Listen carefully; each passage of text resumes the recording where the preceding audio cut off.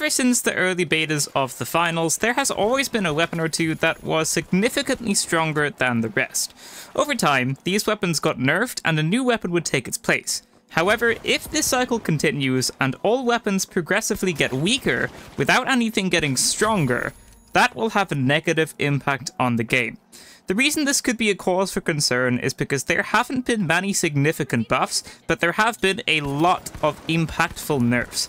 This just makes the time to kill slower, and it will make the weapons feel more sluggish or more annoying to use.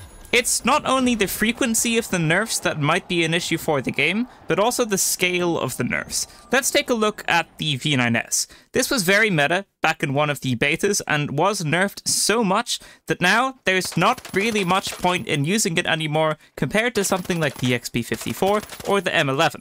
The flamethrower is another example. This was extremely strong before launch and it was then nerfed into the ground. However, most other heavy weapons were also nerfed, including the SA-12-16, and now the flamethrower is very usable again. Then we also have C4, mines, and more recently the FCAR, the stun gun, and the cloaking device. If weapons continue to get nerfed as heavily as they are, I don't think anything good will come out of it. Visual recoil and recoil patterns is also a way of nerfing weapons in a pretty annoying way. The AKM felt a lot better and smoother to use back in the betas than it does now. This goes for many other weapons too.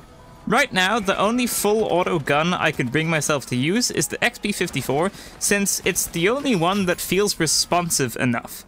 For medium, I'll use the Model 1887, and for heavy, I'll use the flamethrower, since I simply don't have to deal with visual recoil or recoil patterns. You shoot the gun, and the gun shoots, and this is much more in line with how the weapons originally worked.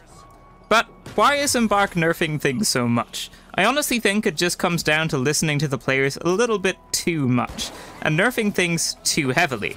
Embark has their data that they collect to see which weapons are too strong or too weak. However, when they find a weapon that's too strong, they've had a history of nerfing it into the ground instead of nerfing it in a way that makes it usable still.